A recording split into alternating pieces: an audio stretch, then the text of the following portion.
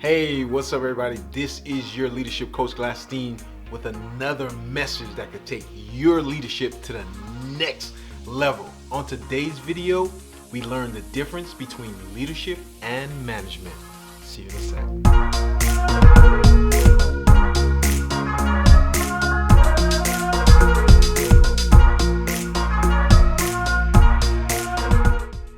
Welcome back. As promised, we are going to be learning about the difference between leadership and management. If you're new to this channel, please go ahead and smash that subscribe button and don't forget that notification bell and hit that thumbs up button if you like this video. So let's go ahead and get into this. The difference between leadership and management. The reason why I chose this topic was because I remember when I was a aspiring leader, and I thought leadership and management were the same thing. I didn't know that there was a difference. It wasn't until 13 years ago when I started studying leadership that I found that there was a difference. And when I say studying, I mean, going to seminars, reading books and everything. And what that did was it opened my eyes so that when I became a manager, when I became a leader, I was very observant of how leaders did things and as opposed to how managers did things. So let's go in right now. Leadership is influence, nothing more, nothing less. I love John Maxwell. I mean, his simplicity of this. Sometimes people want to make this leadership thing complicated. John Maxwell is very simple and straightforward. That's why I probably have read half his books. I think he has like 85 books. If someone knows the exact number, go ahead and comment it below. I would love to know the exact number of how many books he has.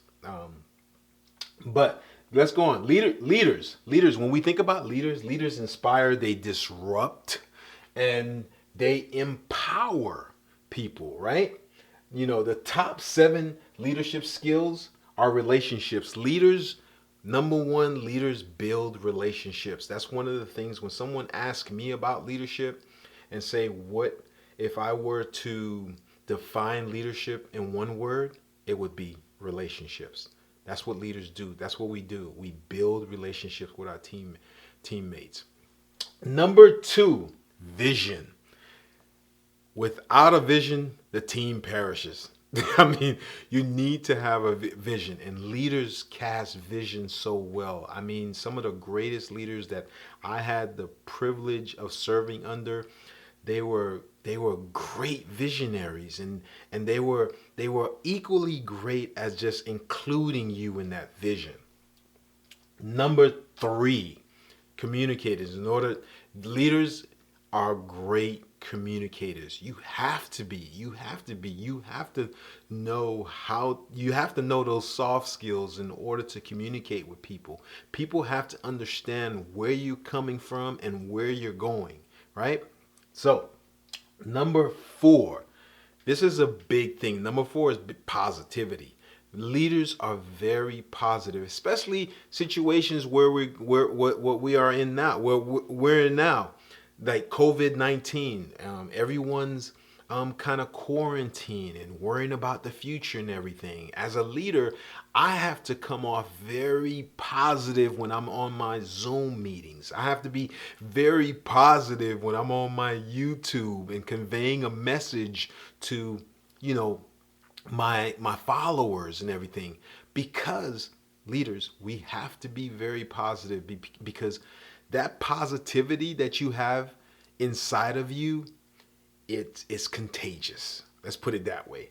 Number 5, leaders are responsible. I don't care what happens, I am responsible. I don't care what my teammate does or whatever. If the client comes to me, customer comes to me, I take full responsibility.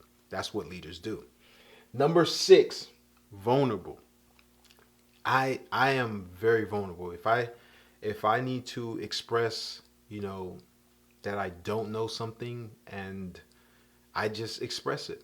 I'm just that type of person.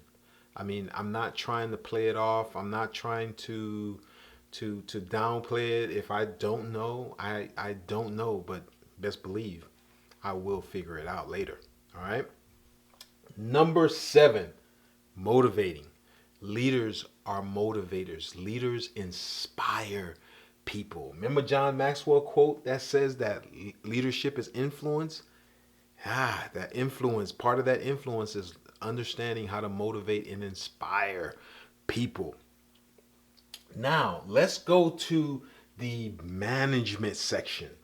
You know, some people try to put management down. No, no, no, no. You can't. You can't, because there's a fine line between leadership and management, and I'll let you in on that fine line at the end of this video. um, so Van Fleet and Peterson said that management is a set of activities directed at the efficient and effective utilization of resources in the pursuit of one or more goals. Let me read that again. Management is a set of activities directed at the efficient and effective utilization of resources in the pursuit of one or more goals. Man, it just plainly says that managers understand how to use their resources in order to obtain a goal. That's all they're saying there. Now, when we think about managers, we think about, people that are planners, um, organizers, and people that are in control.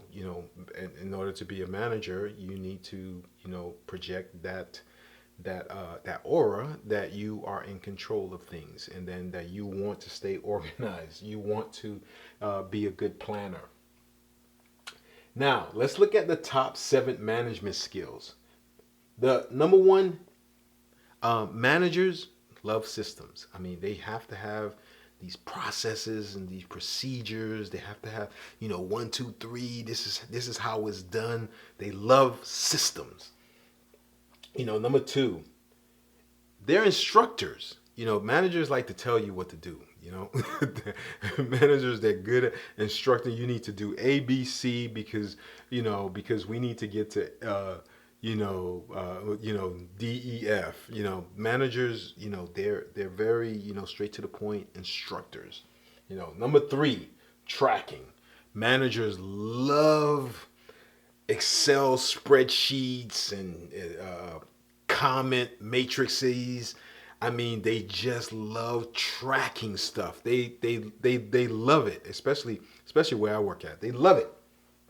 Number 4, delegators. Managers, they know how to delegate things. I mean, if someone is better at this task, we used to call it passing out turkeys. I mean, if someone was good at a certain task, we would, pass it on to them. I mean, so you had to be, as a manager, you have to be good at delegating things, because you're not going to be good at everything. All right. Number 5, strategic thinker. Managers, they just have this way of looking at the whole picture, breaking it up in parts, and making a decision from there. They're very good at that, and I'm learning to be good at that as a leader. And that's one of the things leaders, we need to we also need to have a good handle on. Number 6, again, communication. Just like here in leadership, we have to be good communicators. You have to understand how to communicate with people. Sometimes, you can't be, all stiff and hard. You have to be soft and gentle, because people have feelings. They're going through things, and so you just have to have that emotional intelligence to know how to communicate with people at different times. So managers are good communicators. Number 7, problem solving. Managers are great problem solvers. I've just had the privilege of working with some great managers and mentors that could just come in and look at a situation and just solve that problem. Really just love the way they do it. And that's number 7. And that's it for that. I mean, because we have learned today that there are differences between managers and leaders. And the thing is, we need them both. So there you have it, folks. Those are the differences between leadership and management. I know we only covered 7. There's a plethora of differences and there's a whole bunch of similarities. If I were to dial in one definition that I would want you to learn as an aspiring leader, it would be this: managers always want to keep things the same. Leaders always go for change. Peter Drucker said that leaders always want change. Managers want to keep things the same. Let me repeat that. Leaders always want change. Managers want to keep things the same. And that's the difference between leaders. The truth is that you need them both. In order for an organization to succeed, you need both managers and you need leaders. So, well, that's it for me. If you like this video, then please give it a thumbs up, subscribe. I mean, smash that subscribe button, and don't forget that notification bell, and share this with your friends and family. And thank you so much for watching, and I'll see you in the next video. Peace.